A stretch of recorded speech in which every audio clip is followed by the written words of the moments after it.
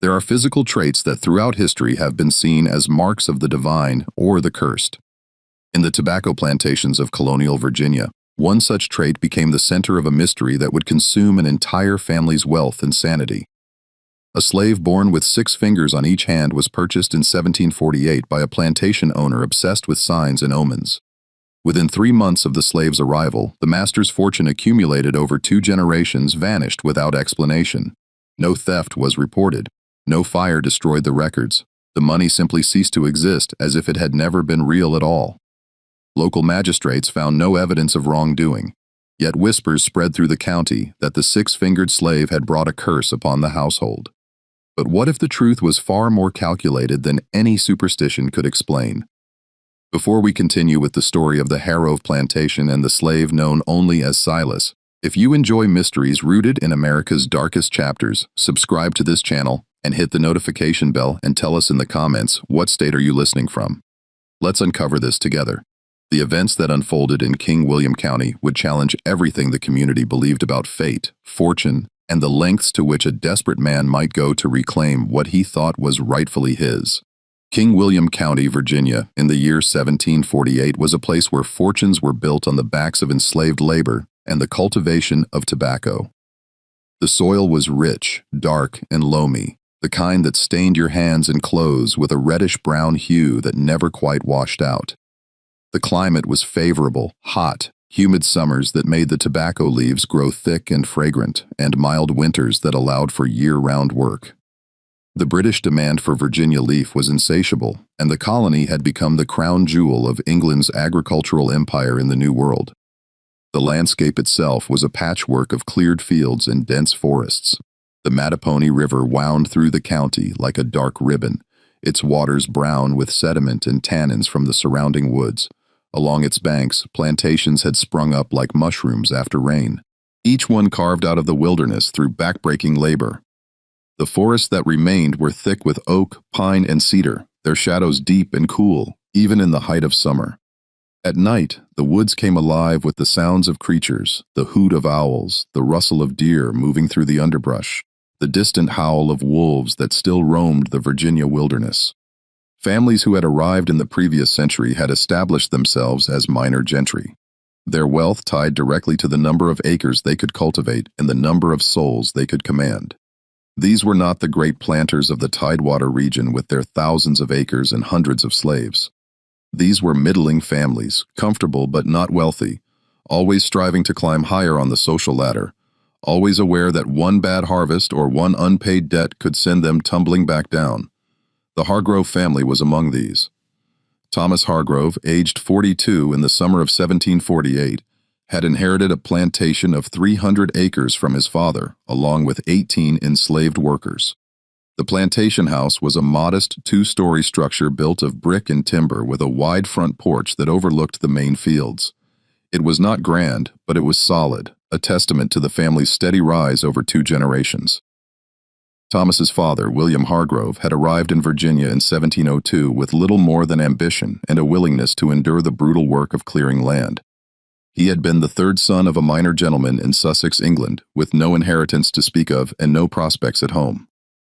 Virginia had offered him a chance to make something of himself, and he had seized it with both hands. He had worked as an overseer for other planters, saved his money, and eventually purchased a small tract of land.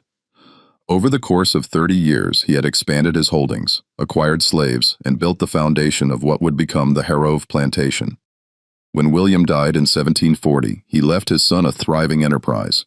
Thomas, who had been raised in relative comfort, had never known the hardships his father had endured.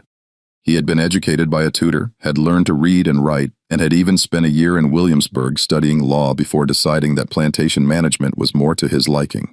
By the time he inherited the estate, the Harrow name carried weight in King William County.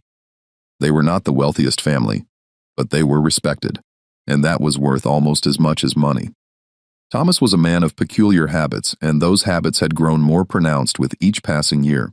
He kept meticulous records of every transaction, every harvest, every birth and death among the enslaved population. His study was lined with shelves containing leather-bound ledgers, each one filled with his precise, careful handwriting. He consulted almanacs before making decisions, checking the phases of the moon and the positions of the stars. He avoided travel on certain days, refused business with men whose names contained an unlucky number of letters, and would not sign a contract unless the date added up to a number he considered auspicious. His wife, Margaret, had learned to navigate his eccentricities with patience, though she often confided to her sister in letters that Thomas's superstitions had grown more pronounced with each passing year. Margaret was the daughter of a merchant in Williamsburg, and she had brought a modest dowry to the marriage. She was a practical woman, intelligent and capable, and she had hoped that marriage would temper some of Thomas's stranger beliefs. Instead, they had only intensified. The Harrows had 3 children, 2 daughters, Elizabeth and Anne, ages 14 and 11, and a son, Thomas Jr., age 8. Elizabeth was a serious girl, dark-haired and quiet, who spent her time reading and helping her mother with the household accounts. Anne was more spirited, with a quick laugh and a tendency to ask questions that made adults uncomfortable. Young Thomas was a dreamer, uninterested in the practical matters of plantation management. He preferred to spend his time sketching birds and insects, collecting specimens, and reading whatever books the family could acquire from Williamsburg. His father despaired of ever making a proper planter out of him. The plantation itself was a small world unto itself. The main house stood at the center, surrounded by outbuildings, a kitchen, a smokehouse, a dairy, a stable, and a carriage house. Beyond these were the fields, stretching out in neat rows, and beyond the fields were the quarters where the enslaved workers lived. These were simple structures built of wood and clay with dirt floors and no windows. 18 people lived in those quarters, ranging in age from infants to elderly men and women too old to work in the fields. They had names: Samuel, Rachel, Moses, Denina, Jacob, and others. But to Thomas, they were primarily units of labor, assets to be managed and accounted for in his ledgers. The overseer, a man named Garrett, was responsible for the day-to-day management of the enslaved workforce. Garrett was in his late 30s, a lean, hard man with a face weathered by years of outdoor work. He had come to Virginia from North Carolina, where he had worked on several plantations before finding employment with the Harrows. He was efficient, ruthless when necessary, and utterly loyal to Thomas, or so Thomas believed. In the summer of 1748, Thomas Hargrove made a decision that would alter the course of his family's history.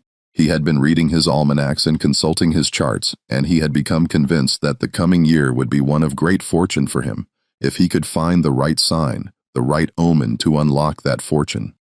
He had always believed in signs. His father had dismissed such beliefs as foolishness, but Thomas had seen too many coincidences, too many patterns to dismiss them so easily. He decided to travel to Richmond to attend a slave auction, intent on purchasing additional laborers to expand his tobacco operation. Margaret had tried to dissuade him, pointing out that they already had enough workers for their current acreage, but Thomas was insistent. He believed that he was meant to find something or someone at that auction, and he would not be deterred. The journey to Richmond took 2 days by horse. Thomas traveled alone, leaving Garrett in charge of the plantation. The road was rough, winding through forests and across streams, and Thomas spent the nights at taverns along the way. He arrived in Richmond on a hot August afternoon, the air thick with humidity and the smell of the James River. The auction was held in the yard of a merchant named Dalton, a man known for acquiring slaves from ships arriving at the docks and reselling them at a profit. Dalton's yard was a large open space surrounded by a wooden fence with a raised platform at one end where the slaves were displayed. A crowd of buyers had gathered, perhaps 50 men in all, ranging from wealthy planters to small farmers looking to purchase a single worker. Thomas stood at the edge of the crowd, watching as the auction began. The slaves were brought out one by one, made to stand on the platform while the auctioneer described their qualities and invited bids. Thomas watched with a critical eye, evaluating each person as he would evaluate a horse or a piece of equipment. He was looking for something specific, though he could not have said exactly what. And then Silas was brought to the platform. He was a young man, perhaps 20 years old, tall and broad-shouldered, with skin the color of polished mahogany. His face was angular with high cheekbones and a strong jaw. His eyes were dark and intelligent, and they swept over the crowd with an expression that was neither defiant nor submissive, but simply observant. He wore only a pair of rough cotton trousers, his chest bare, and his body bore the scars of hard labor. Old whip marks on his back, calluses on his hands and feet. But it was his hands that drew Thomas's attention. Silas had 6 fingers on each hand. The extra digits were fully formed, functional, and symmetrical. They were not deformities in the traditional sense, but rather an anomaly that made his hands appear almost otherworldly. Each hand had a normal thumb, 4 normal fingers, and then an additional finger between the pinky and the ring finger. The extra fingers moved with the same dexterity as the others, and Silas used them naturally without any apparent difficulty. The auctioneer made no mention of this trait, perhaps hoping to avoid drawing attention to it, but Thomas noticed immediately. He stood frozen, staring at the man's hands as the bidding began. His heart was pounding, and his mind was racing. He had read about polyactyl in one of his books, a medical text he had acquired from a physician in Williamsburg. The book had described it as a rare condition occurring in perhaps 1 in every 1,000 births. Some cultures, the book had noted, considered it a sign of divine favor. Others saw it as a mark of the devil. Thomas saw it as a sign. He believed, with a certainty that bordered on religious conviction, that Silas's 6 fingers were a mark of extraordinary fortune, a living talisman that would bring prosperity to his household. The number 12, the total number of fingers, was significant in numerology. It was the number of the apostles, the number of months in a year, the number of hours on a clock. It was a number of completion, of perfection. He bid aggressively, driving the price higher than he had intended to spend. Other buyers, noting his fervor, began to whisper among themselves. Some assumed Thomas knew something they did not. Perhaps Silas had some special skill or training that made him valuable. Others thought him a fool, overpaying for a slave with a physical oddity that might make him less desirable to future buyers. The bidding climbed higher and higher. Thomas could feel the eyes of the crowd on him, could hear the murmurs of speculation, but he did not care. He was convinced that this was the sign he had been waiting for, the key to unlocking the fortune that the stars had promised him. When the gavel fell, Thomas had purchased Silas for the sum of $85 sterling, nearly a quarter of his liquid assets and far more than he had ever paid for a single slave. The auctioneer looked pleased, Dalton the merchant looked amused, and Silas, standing on the platform with his hands at his sides, looked at Thomas with an expression that was impossible to read. Thomas paid in cash, counting out the coins with trembling hands. He was given a bill of sale, a simple document that transferred ownership of Silas from Dalton to Thomas Harrove. The transaction was complete. Silas was his. Margaret was horrified when she learned what her husband had done. She had accompanied him to Richmond, but had remained at the inn, uninterested in the grim proceedings of the auction. When Thomas returned with Silas in tow, she saw immediately the cause of her husband's excitement and felt a cold dread settle in her chest. "Thomas, what have you done?" she asked, her voice low so the children would not hear. "I have secured our future," Thomas replied, his eyes bright with conviction. "This man is a sign, Margaret. 6 fingers on each hand. Do you know what that means? It means he is a man like any other with an unusual birth," Margaret said. "It means nothing more." "You are wrong," Thomas said, his voice rising.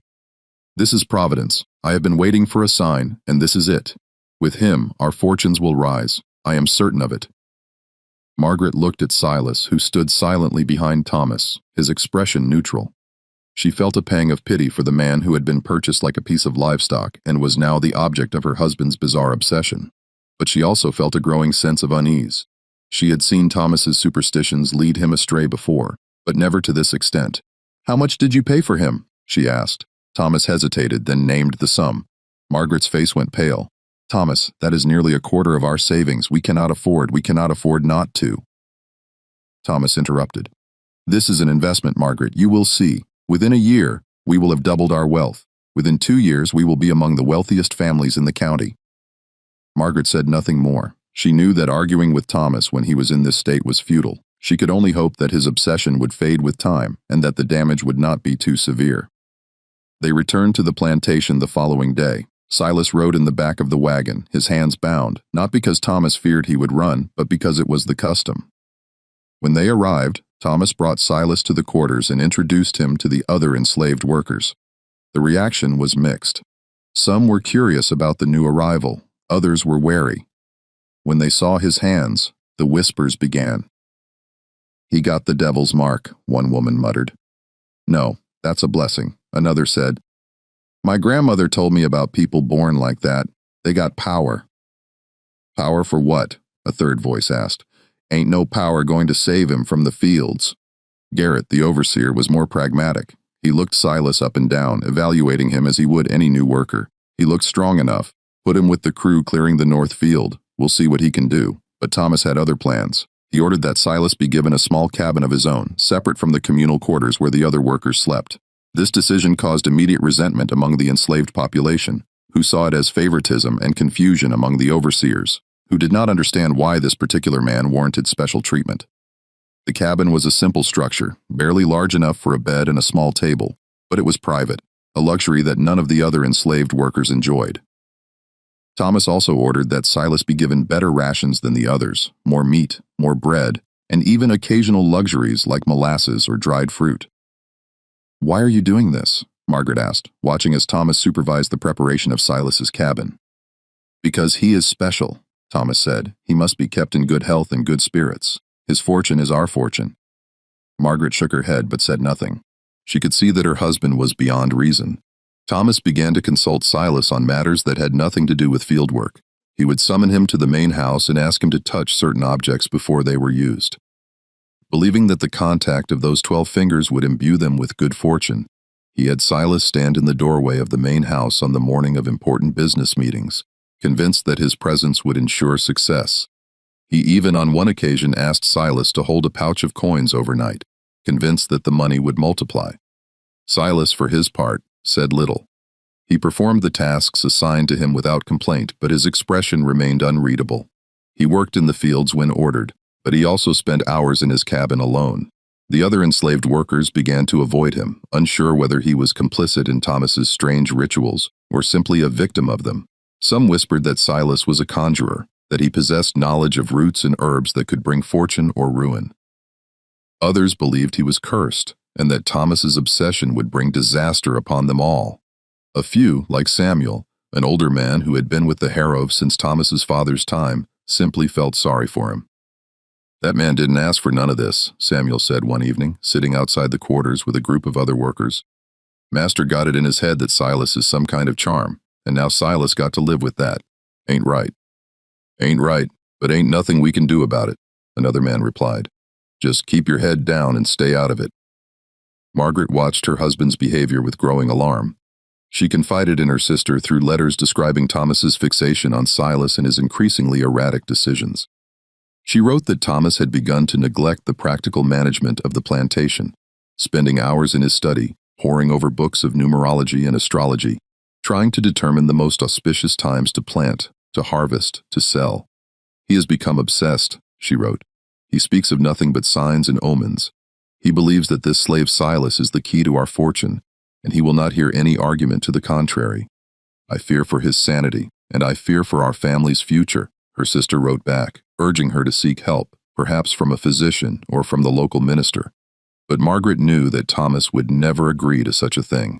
He would see it as a betrayal, and it would only drive him deeper into his obsession. And then in the autumn of 1748, something began to go wrong. It started with the ledgers. Thomas Hargrove kept detailed financial records in a series of leather-bound books that he stored in a locked cabinet in his study. Each entry was written in his precise hand: the date, the nature of the transaction, the amount, and any relevant notes. He had maintained this system for 8 years, and it had served him well. He could at any moment tell you exactly how much money he had, where it was invested, and what debts were owed to him. The study itself was Thomas's sanctuary. It was a small room on the second floor of the main house, with a single window that looked out over the fields. The walls were lined with shelves containing not only the ledgers but also books on agriculture, medicine, law, and various esoteric subjects. There was a large oak desk in the center of the room, its surface covered with papers, quills, and inkwells. A locked cabinet stood in the corner containing the strong box where Thomas kept his cash reserves. On the morning of October 12, 1748, Thomas sat down at his desk to review the accounts before meeting with a buyer from Williamsburg who was interested in purchasing a portion of the tobacco crop. The meeting was important. The buyer, a merchant named Lawson, was known for paying fair prices, and Thomas was hoping to secure a deal that would bring in a substantial sum. He opened the ledger to the most recent entries and began to read. Almost immediately, he frowned. Something was wrong. The numbers did not match his memory. At first, he assumed he had made an error in transcription. He went back through the previous weeks, checking each entry against the receipts and notes he had saved. But the more he looked, the more confused he became.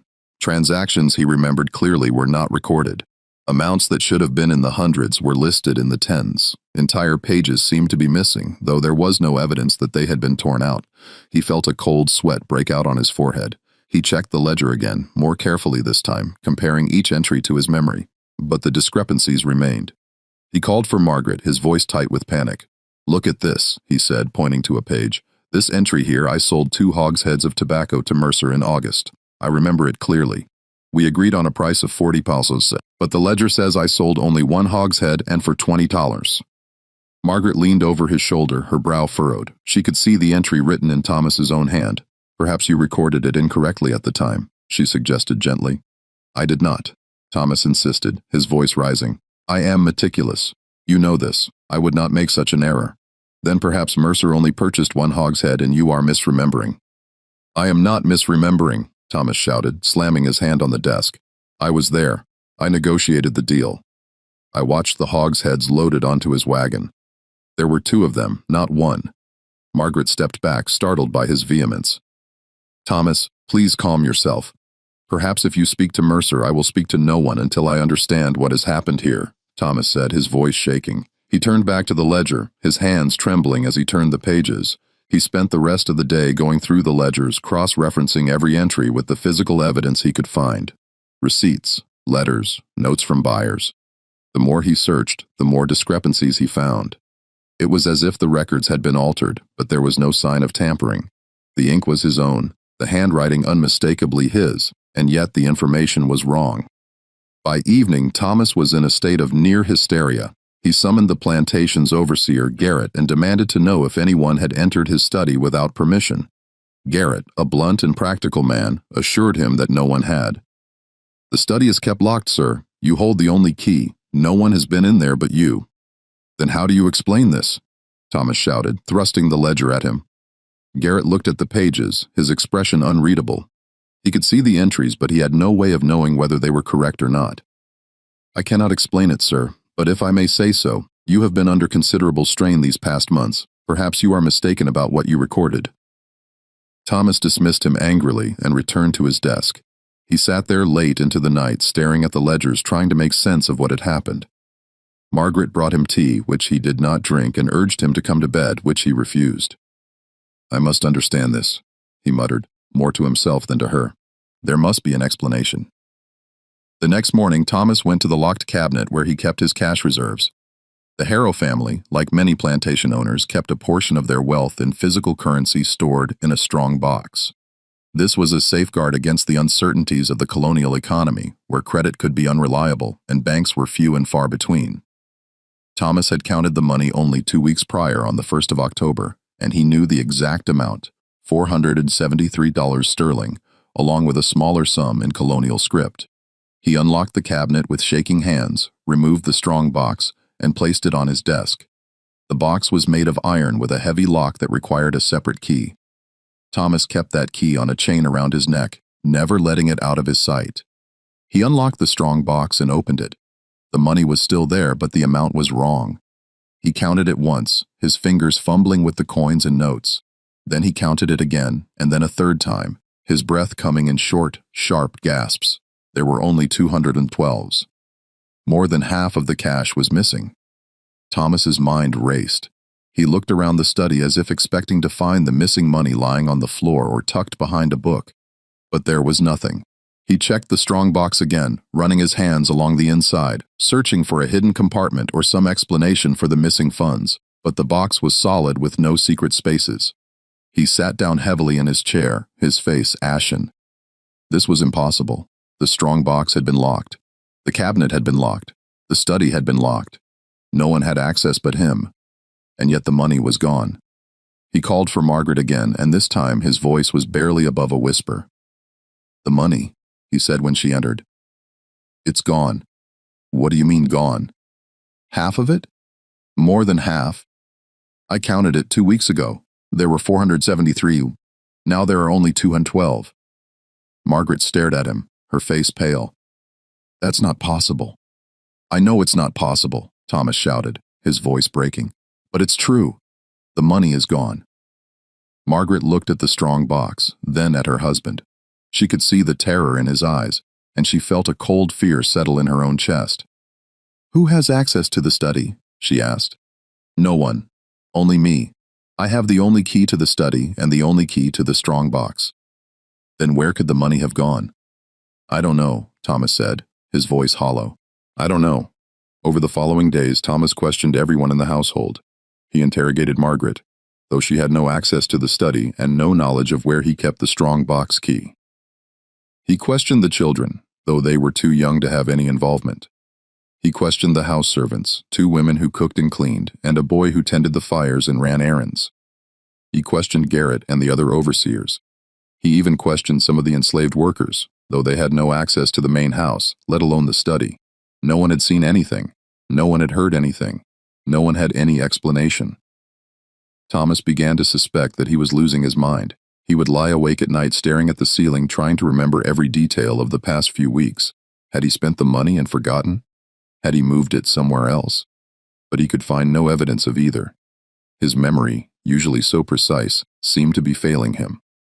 And then the situation worsened. Thomas discovered that debts he thought had been paid were still outstanding. A creditor named Lorson came to the plantation demanding payment for a loan that Thomas had no memory of taking. When Thomas insisted that he had already paid the debt, Lorson produced a promissory note signed in Thomas's own hand showing that the debt was still owed. "This is impossible," Thomas said, staring at the note. "I paid you in September. I remember it clearly." "You did not, sir," Lawson said, his voice firm, but not unkind. "I have been waiting for payment for 3 months. If you cannot pay, I will be forced to take legal action." Thomas paid the debt using some of the remaining cash from the strongbox, but he was shaken. He had no memory of signing the promissory note, no memory of borrowing the money. It was as if entire portions of his life were being erased. Other problems began to surface. Buyers he believed he had agreements with claimed they had never finalized the transactions. His tobacco crop, which he had expected to sell for a substantial sum, fetched far less than anticipated because, according to the buyers, the quality was not what Thomas had promised. Some of the hogsheads contained leaves that were poorly cured or mixed with inferior grades or damaged by moisture. Thomas was baffled. He had overseen the curing process himself, or so he thought. But when he went to inspect the tobacco stores, he found that Garrett's records did not match his own. According to Garrett, several hogsheads had been damaged by a leak in the roof of the curing barn, and Thomas had ordered them to be sold at a discount. Thomas had no memory of this. "Are you certain I gave that order?" Thomas asked Garrett. "Yes, sir.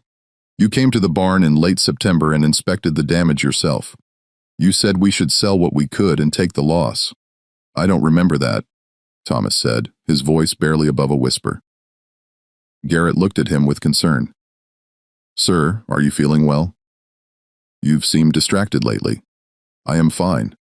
Thomas snapped, but he knew he was not fine. Something was terribly wrong, and he did not know what. Margaret, desperate to understand what was happening, began to keep her own records, noting every transaction and every conversation. She found that Thomas's memory of events often differed from what others remembered. When she gently suggested that he might be mistaken, he flew into a rage, accusing her of conspiring against him. "You think I'm mad, don't you?" he shouted one evening, after she had questioned his recollection of a conversation with a buyer. "I think you are under a great deal of stress," Margaret said carefully, "and I think that stress is affecting your memory." "My memory is fine," Thomas roared. "It's everyone else who is lying. Or perhaps," he trailed off, his eyes widening, "perhaps it's him." "Who?" "Silas, the 6-fingered man. He's done this. He's cursed me." Margaret felt a chill run down her spine. "Thomas, that's absurd. Silas is just a man. He has no power to—" "He has 12 fingers," Thomas interrupted, his voice rising. 12. That's a powerful number. He's used it against me. He's stolen my fortune or hidden it or made me forget where it is. I don't know how, but I know it's him. Thomas, please listen to yourself. You're not making sense. But Thomas was beyond listening. He stormed out of the room, leaving Margaret alone with her fears. The enslaved workers on the plantation began to notice the change in their master's behavior. He became erratic, unpredictable. He would order work to be done and then the next day insist that he had given no such order. He accused the overseers of stealing from him, though he could provide no evidence.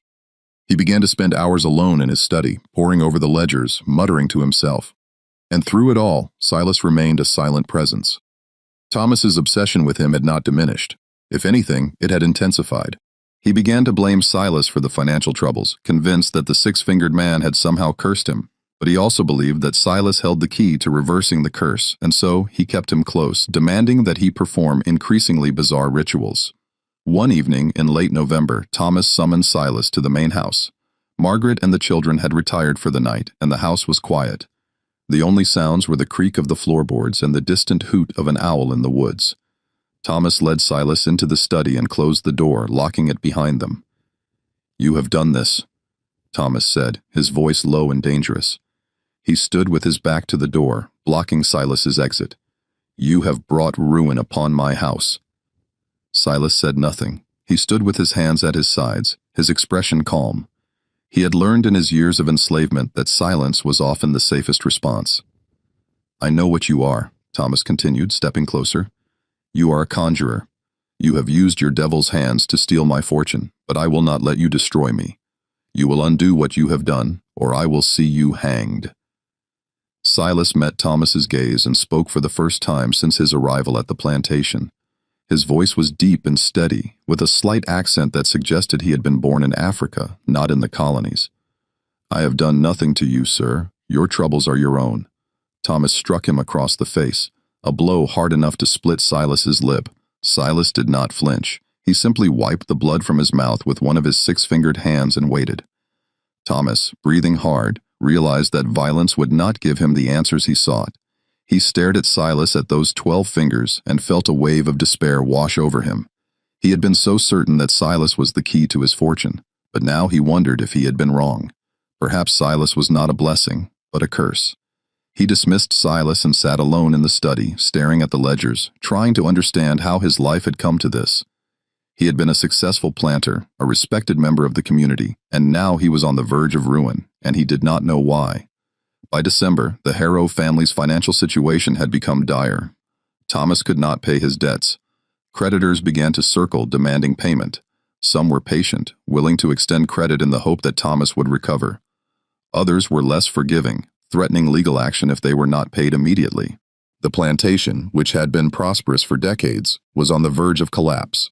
The enslaved workers could sense the tension, and it affected their work. Productivity declined. Accidents became more frequent. The atmosphere on the plantation was one of fear and uncertainty. And then on the night of December 15, 1748, something happened that would change everything. The fire started in the study. It was past midnight when Margaret woke to the smell of smoke. At first, she thought she was dreaming, but then she heard the crackle of flames, and she sat bolt upright in bed, her heart pounding. "Thomas!" she shouted, shaking her husband awake. "Thomas, wake up! There's a fire!" Thomas jerked awake, disoriented. For a moment, he didn't understand what was happening. Then he smelled the smoke, and terror seized him. They rushed out of the bedroom and into the hallway. Smoke was pouring up the stairs from the first floor, thick and acid. Margaret ran to the children's rooms, waking them and hearing them toward the stairs. Elizabeth and Anne were crying, and young Thomas was coughing, his eyes streaming. "Get them outside," Thomas shouted to Margaret. "I'll get the servants." Margaret led the children down the stairs, through the smoke, and out the front door. The cool night air was a shock after the heat of the house. She looked back and saw flames flickering in the windows of the study. Thomas roused the house servants and sent them running for help. Within minutes, the enslaved workers from the fields came running with buckets, forming a line from the well to the house. They worked frantically, passing buckets of water hand to hand, throwing the water onto the flames, but the fire had taken hold. The study was on the second floor, and the flames were spreading to the roof. The heat was intense, and the smoke was so thick that it was difficult to breathe. Garrett arrived, shouting orders, organizing the workers into a more efficient line. Silas was among them, his six-fingered hands moving with the same speed and dexterity as anyone else's. He worked without speaking, his face grim. It took nearly an hour to bring the fire under control. By the time the flames were finally extinguished, the study was destroyed. The roof had partially collapsed and the walls were blackened with soot. The smell of smoke hung heavy in the air, and the ground around the house was muddy with spilled water. Thomas stood in the ruins, his face blackened with soot, and wept. Everything in the study was gone. The ledgers, the books, the papers, all reduced to ash. The strong box, though intact, had been exposed to the intense heat, and when Thomas opened it, he found that the remaining cash had been reduced to charred fragments. Every record of the Harrow family's finances had been destroyed. Margaret stood beside him, her hand on his shoulder, but she did not know what to say. The children huddled together on the front porch, wrapped in blankets, their faces pale with shock. The magistrate, a man named Whitfield, was summoned to investigate. He arrived the next morning, a tall, thin man with a stern face and a reputation for fairness. He questioned everyone in the household, starting with Thomas and Margaret, then moving on to the servants and the overseers. "Can you tell me what happened?" Whitfield asked Thomas. "I don't know," Thomas said, his voice from the smoke. "I was asleep. Margaret woke me and the study was already on fire." "Was there a candle burning in the study?" I don't remember. I may have left one burning. I was working late." "Do you often work late?" "Yes, I've been trying to sort out my accounts. There have been discrepancies." Whitfield made a note of this. "Discrepancies?" Thomas hesitated, then explained about the missing money, the altered ledgers, the debts he didn't remember. As he spoke, he could see the skepticism in Whitfield's eyes.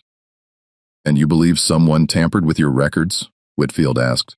"I don't know what to believe," Thomas said. "But yes, I think someone did." "Who had access to your study?" "No one, only me. I kept it locked. And the key, I kept it with me at all times." Whitfield questioned the servants and the overseers. None of them had seen or heard anything unusual before the fire. Garrett confirmed that the study was always kept locked and that Thomas was the only one with a key. "What about the slave, Silas?"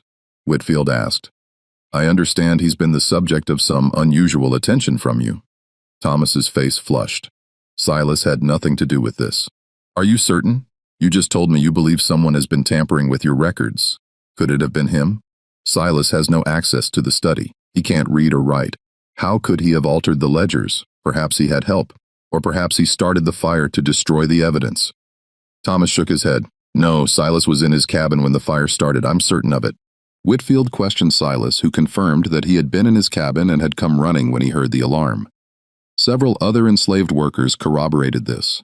After a thorough investigation, Whitfield concluded that the fire had been accidental, likely caused by a candle left burning too close to the ledgers. Thomas, he noted, had been spending long hours in the study and had been in a state of considerable distress. It was not difficult to imagine that he had been careless.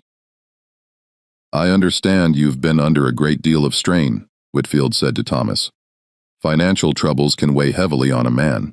It's possible that in your distraction, you left a candle burning." "I don't remember leaving a candle burning," Thomas insisted. "But you admit you may have." I suppose it's possible." Whitfield closed his notebook. "Then I'm ruling this an accidental fire. I see no evidence of arson or foul play. I'm sorry for your loss, Mr. Harrove. I hope you're able to rebuild." Thomas wanted to protest, to insist that someone had set the fire deliberately, but he had no evidence, and he was beginning to doubt his own memory. Perhaps he had left a candle burning. Perhaps he had been so distracted by his obsession with the ledgers that he had been careless. Whitfield left and Thomas was left with nothing. No records, no cash, and a plantation that was rapidly falling into debt. In the months that followed, the Harrow family's decline accelerated. Thomas sold parcels of land to pay his creditors. He sold enslaved workers, including some who had been with the family for years. Samuel, the older man who had felt sorry for Silas, was sold to a planter in the next county. Rachel and her children were sold to a merchant in Richmond. One by one, the people who had worked the Harrow plantation were dispersed, their families torn apart. Margaret's jewelry, which had been passed down from her mother, was sold. The children's education was halted. Elizabeth, who had dreamed of attending a finishing school in Williamsburg, was told that there was no money for such luxuries. Young Thomas's books were sold, and he was put to work in the fields, learning the practical skills his father had once hoped he would never need. The once prosperous plantation became a shadow of its former self. The fields, which had once been meticulously maintained, grew wild with weeds. The outbuildings fell into disrepair. The main house, damaged by the fire, was patched but never fully restored, and through it all, Silas remained. Thomas could not bring himself to sell Silas, despite the fact that he blamed him for everything. He was convinced that Silas held the secret to recovering the lost fortune, and he clung to this belief with the desperation of a drowning man. Margaret, meanwhile, had begun to form her own theory about what had happened. She had watched her husband's descent into obsession and madness, and she had seen the way his grip on reality had loosened. She believed that Thomas had destroyed his own fortune, not through any curse or conjuring, but through his own erratic behavior and poor decisions. She believed that he had mismanaged the accounts, made bad deals, and then, unable to face the truth, had convinced himself that he was the victim of some supernatural force. But she kept these thoughts to herself. To voice them would be to accuse her husband of madness. And in a society where a woman's security depended entirely on her husband's stability, such an accusation could be ruinous. By the spring of 1749, the Hargrove plantation was on the verge of foreclosure. Thomas had exhausted every avenue of credit, and his creditors were preparing to seize the property. The family faced the very real possibility of losing everything: the land, the house, their social standing, everything that William Hargrove had worked so hard to build. It was at this point that something unexpected happened. A letter arrived from a lawyer in Williamsburg, informing Thomas that a distant relative, a cousin he had barely known, had died and left him a modest inheritance. The cousin, a merchant who had never married and had no children, had named Thomas as his heir. The amount was not large, perhaps $200, but it was enough to pay off the most pressing debts and keep the plantation afloat for a while longer. Thomas saw this as a sign. He believed that his faith in Silas had finally been rewarded, that the curse had been lifted. He summoned Silas to the house and, in a moment of bizarre gratitude, offered him his freedom. Silas, who had endured months of Thomas's accusations and abuse, looked at the man with an expression that might have been pity. "I do not want your freedom," Silas said. Thomas was taken aback. "What do you mean every slave wants his freedom?" "I want the truth," Silas said. "The truth? What truth? You know what happened to your fortune?" Silas said, his voice steady. "You know, and you have blamed me to avoid facing it." Thomas's face went pale. "I don't know what you're talking about." "Yes, you do," Silas said. "You know, and it terrifies you." Thomas ordered Silas out of the house and never spoke to him again. But Silas's words haunted him. Deep down, Thomas knew that Silas was right. He knew what had happened to his fortune. He just couldn't bring himself to admit it. The inheritance from the distant cousin provided the Hargrove family with a temporary reprieve, but it did not solve the underlying mystery of what had happened to Thomas's fortune. Margaret, who had been quietly conducting her own investigation, began to piece together a picture that was both disturbing and tragically mundane. She started by speaking to the buyers and creditors who had dealt with Thomas over the past year. She did this carefully, framing her questions as innocent inquiries about business matters so as not to arouse suspicion or damage what little remained of the family's reputation. What she learned was illuminating and deeply troubling. Several buyers reported that Thomas had approached them with offers to sell tobacco at prices far below market value. When they had agreed, Thomas had later claimed that he had never made such offers and accused them of trying to cheat him. In some cases, he had delivered tobacco of poor quality, insisting that it was the premium leaf he had promised. In other cases, he had failed to deliver at all and then denied that any agreement had been made. One buyer, a merchant named Carlyle, told Margaret a particularly disturbing story. He said that Thomas had come to his warehouse in Richmond in September offering to sell 10 hogsheads of tobacco at a very low price. Carlyle, sensing an opportunity, had agreed immediately and paid Thomas in cash. But when Carlyle's men arrived at the Hargrove plantation to collect the tobacco, Thomas had flown into a rage, insisting that he had never made such a deal and accusing Carlyle of trying to steal from him. "I showed him the receipt signed in his own hand," Carlyle told Margaret, "but he insisted it was a forgery. He threatened to have me arrested. I had to leave without the tobacco, and I lost the money I had paid him." Margaret was horrified. "Did you take legal action?" "I considered it," Carlyle said, "but I heard that your husband was having difficulties. I didn't want to add to his troubles. I wrote off the loss and decided to have no further dealings with him." Margaret thanked him and moved on to the next creditor. The pattern was the same everywhere she looked. Thomas had made agreements, taken money, and then denied that any transaction had occurred. He had borrowed money and then insisted that the debts had been paid. He had sold goods and then claimed that they had been stolen. One creditor, a man named Lawson, told Margaret that Thomas had borrowed a significant sum of money in August, and then weeks later had come to him insisting that the debt had already been paid. When Lawson produced the promissory note, Thomas had flown into a rage, claiming that the note was a forgery. "I've known your husband for 10 years, Lawson said. "He's always been a bit peculiar, but this was different. He genuinely seemed to believe that he had paid me even though I had the note right there in front of him. It was as if he was living in a different reality." Margaret also spoke to Garrett, the overseer, who had been with the family for years. Garrett was reluctant to speak ill of his employer, but when pressed, he admitted that Thomas's behavior had become increasingly erratic over the past year.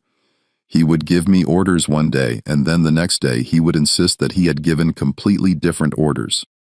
Garrett said he would forget conversations we had just had. He would accuse me of things I hadn't done. I started keeping my own records just to protect myself. "May I see those records?" Margaret asked. Garrett hesitated, then nodded. He went to his cabin and returned with a leather satchel. Inside were ledgers similar to the ones Thomas had kept, but with different entries. Margaret opened them and began to read. What she found was a detailed account of the plantation's operations over the past year, including notes on Thomas's behavior. Garrett had recorded every order Thomas had given, every conversation they had had, every transaction that had been made. The records painted a picture of a man whose mind was deteriorating, who could not remember what he had done or said from one day to the next. But there was something else in the ledgers, something that made Margaret's blood run cold. Garrett had been skimming money from the plantation. The entries were carefully disguised, hidden among the legitimate transactions, but once Margaret knew what to look for, they were unmistakable. Small amounts taken regularly over the course of months, adding up to a substantial sum. Margaret looked up at Garrett, her face pale. "You've been stealing from us." Garrett's expression didn't change. "I've been taking what I'm owed." "What you're owed? You're paid a salary that barely covers my expenses." Garrett said, "I've worked for your family for 5 years, Mrs. Hargrove. I've kept this plantation running while your husband lost his mind. I've dealt with his accusations, his paranoia, his impossible demands. I earned that money." "You stole it," Margaret said, her voice shaking with anger. "Call it what you like," Garrett said. "But I'm not the one who destroyed this family. Your husband did that all on his own." Margaret wanted to argue to defend Thomas, but she couldn't because she knew that Garrett was right. Thomas had destroyed the family, not through any curse or conspiracy, but through his own actions. She took the ledgers and returned to the main house. She knew what she had to do, but she dreaded it. She would have to confront Thomas with the truth, and she didn't know how he would react. That evening, after the children had gone to bed, Margaret sat down with Thomas in the parlor. She laid the ledgers on the table between them. "I need to show you something," she said. Thomas looked at the ledgers, his face wary. "What are those?" "Garrett's records. He's been keeping his own account of the plantation's operations." "Why would he do that?" "Because he didn't trust your records," Margaret said gently. "And Thomas, there's something else. Garrett has been stealing from us." Thomas's face went white. "Stealing? How much?" "I don't know exactly, but it's a substantial amount, enough to account for some of the missing money." Thomas grabbed the ledgers and began to read, his hands shaking. As he read, his expression changed from shock to anger to something that looked like relief. "So it was him," Thomas said. "It was Garrett all along. He stole from me, and then he set the fire to cover his tracks." "Thomas, I don't think it all makes sense now." Thomas interrupted, his voice rising. He had access to everything. He could have altered my ledges, stolen the money, and then burned the study to destroy the evidence. And I blamed Silas. I blamed an innocent man. Margaret wanted to tell him that it wasn't that simple, that Garrett's theft was only part of the story. But she could see the hope in Thomas's eyes, the desperate need to believe that he was not responsible for what had happened, and she didn't have the heart to take that away from him. "What do you want to do?" she asked. "I want to see him arrested," Thomas said. "I want him to pay for what he's done." The next day, Thomas went to the magistrate and filed a complaint against Garrett. He brought the ledgers as evidence, and he gave a detailed account of the theft. Whitfield listened carefully, examined the ledgers, and then summoned Garrett to answer the charges. Garrett did not deny the theft. He admitted it openly, just as he had to Margaret, but he also told his side of the story, describing Thomas's erratic behavior, his paranoia, his inability to manage the plantation. "I kept this place running," Garrett said. "While Mr. Hargrove was obsessing over his six-fingered slave and his omens, I was doing the work that needed to be done. I took what I was owed, nothing more."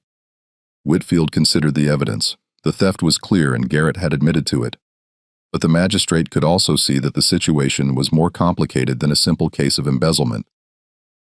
"Mr. Garrett," Whitfield said, "you have admitted to stealing from your employer. That is a serious crime. However, I also note that Mr. Harrove's management of his affairs has been questionable. I am prepared to show leniency if you agree to make restitution. I have no money to make restitution. Garrett said, I spent what I took, then you will work off the debt.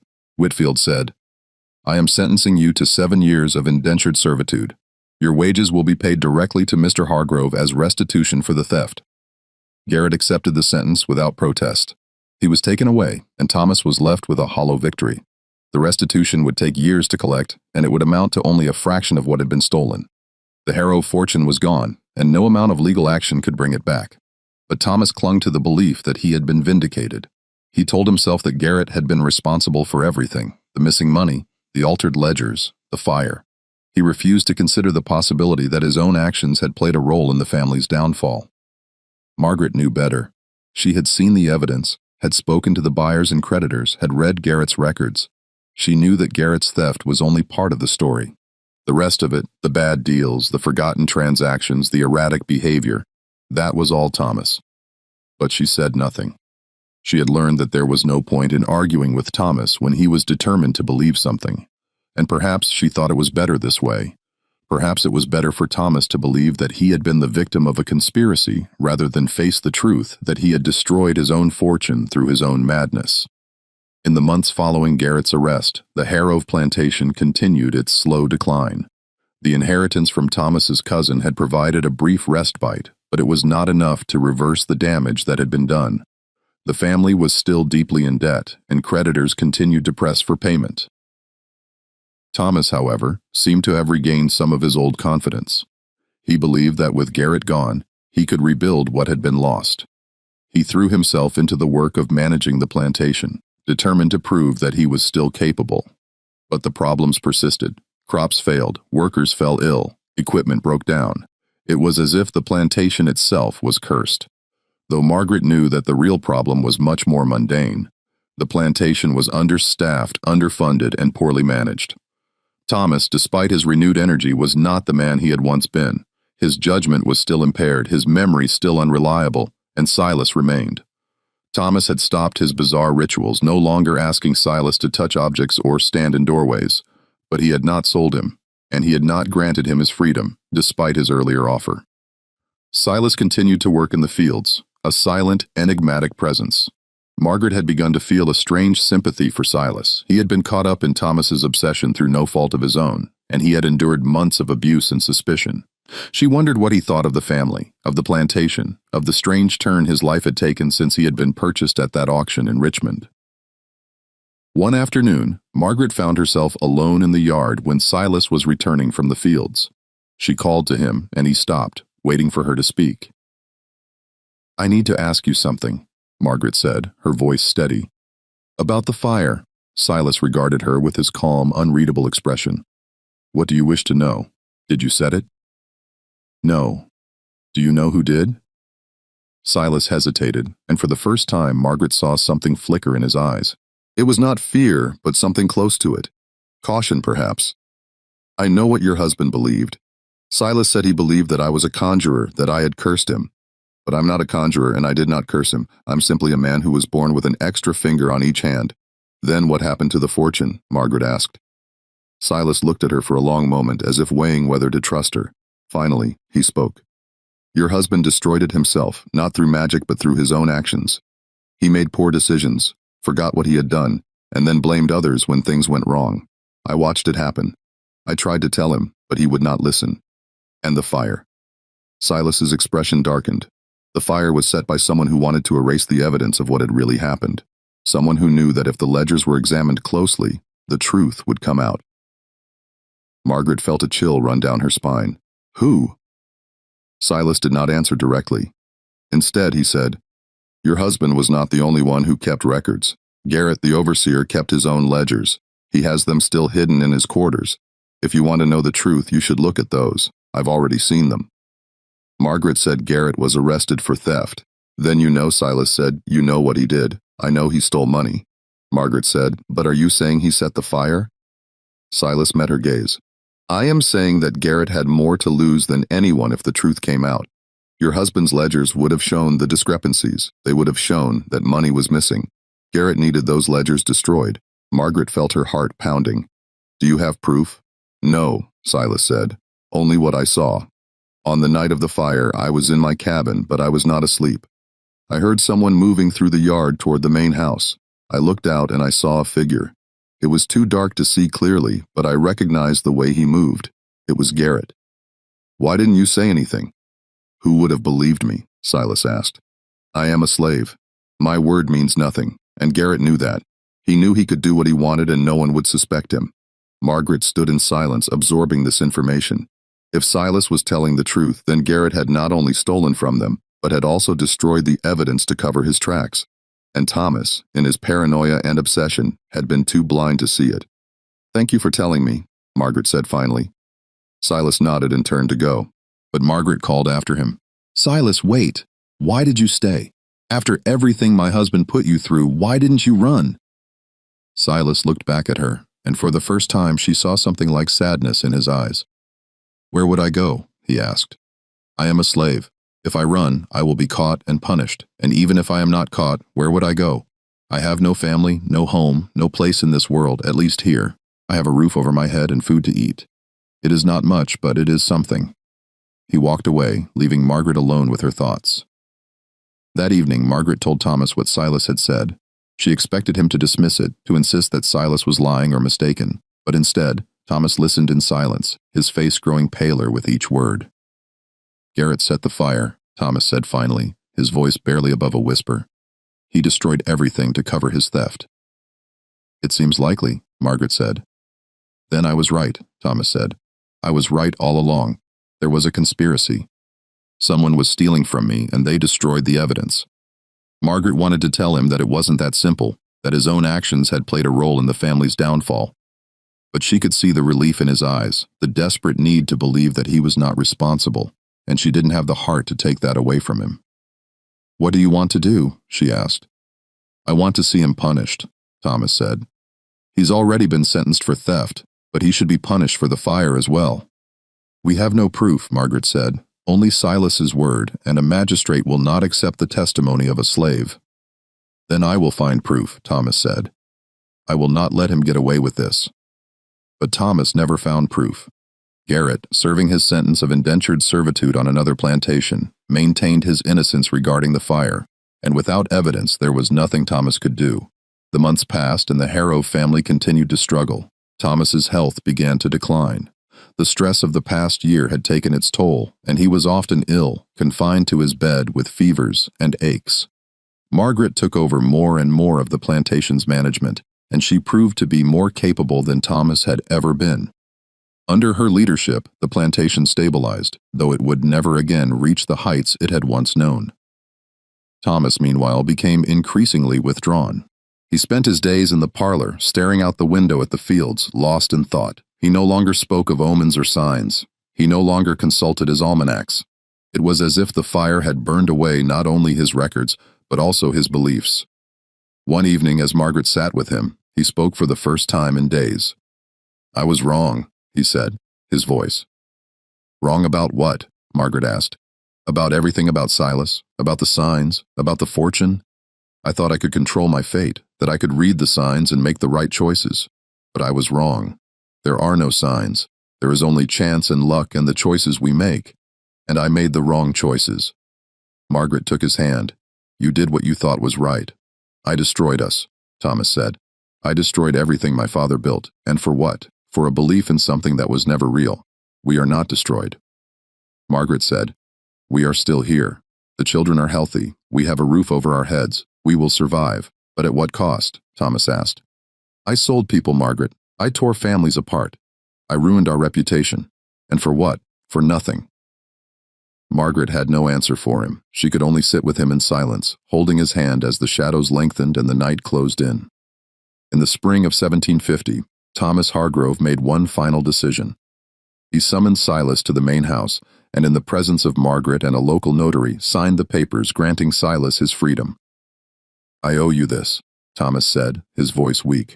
I blamed you for things that were not your fault. I treated you cruelly. This is the least I can do.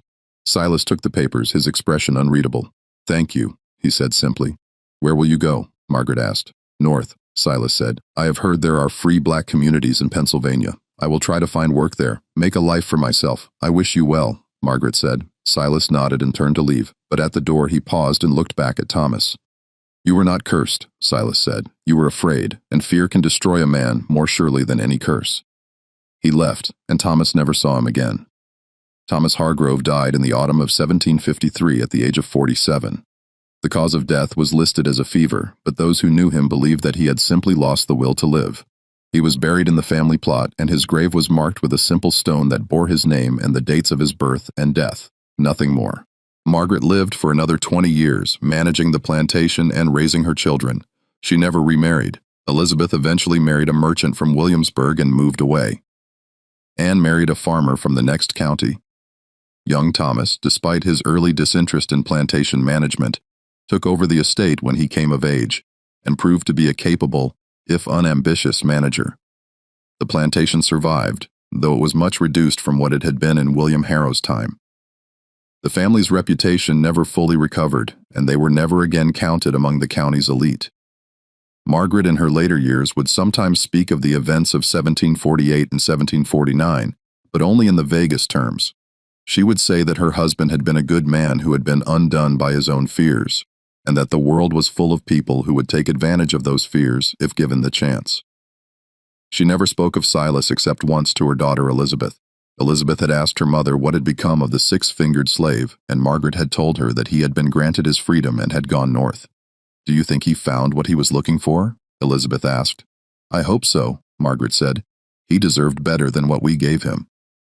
The story of the six-fingered slave and the fortune that disappeared became a local legend told and retold in the taverns and parlors of King William County.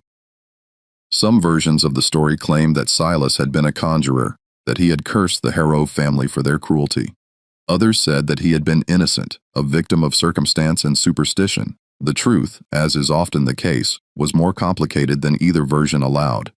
Thomas Hargrove had not been cursed. He had been a man of his time, shaped by the beliefs and superstitions of the 18th century. He had believed in signs and omens because he wanted to believe that the world was ordered, that there was a pattern to events, that he could control his fate if only he could read the signs correctly. But the world is not ordered. There are no signs, no omens, no patterns that can be read and understood. There is only chance and choice and the consequences of our actions. Thomas had made poor choices. He had become obsessed with Silas, convinced that the six-fingered man was the key to his fortune. In his obsession, he had neglected the practical management of his plantation. He had made bad deals, forgotten transactions, and alienated buyers and creditors. And when things went wrong, he had blamed others rather than face the truth that he was responsible. Garrett had taken advantage of Thomas's distraction and his deteriorating mental state. He had stolen money, and when he feared that he would be caught, he had set the fire to destroy the evidence. He had been caught eventually, but by then the damage was done. The Harrow fortune was gone, and it could not be recovered. Silas had been innocent. He had been caught up in Thomas's obsession through no fault of his own. He had endured months of abuse and suspicion, and he had borne it with a dignity that few men could have mustered. When he was finally granted his freedom, he had left without bitterness, seeking only to make a life for himself in a world that had given him little reason to hope. What became of Silas after he left the Harrow plantation is not known. There are no records of a six-fingered man in the free black communities of Pennsylvania, though that does not mean he did not arrive there. Perhaps he changed his name, or perhaps he settled in a place where his unusual hands were not remarked upon. Or perhaps he died on the road, another casualty of a world that was cruel to those who were different. The Harrow plantation still stands, though it is now a private residence, and the Harrow name has long since faded from memory. The main house has been renovated and expanded, and the fields where tobacco once grew are now planted with corn and soybeans. The quarters where the enslaved workers lived are gone, torn down decades ago, and there is no marker to indicate that they ever existed. But if you visit King William County and ask the older residents about the six-fingered slave, some will still tell you the story. They will tell you about the master who went mad, the fortune that vanished, and the fire that destroyed the evidence. And they will tell you that sometimes the things we fear the most are not curses or demons, but the truths we cannot bear to face. Thomas Harrow feared that he was not in control of his fate. He feared that his fortune was built on sand, that it could disappear at any moment. And so he sought signs and omens, believing that if he could read them correctly, he could secure his future.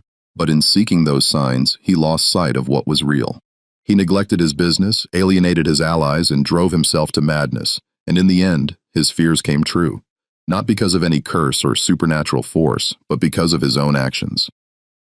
The fortune that disappeared overnight was not stolen by a six-fingered conjurer.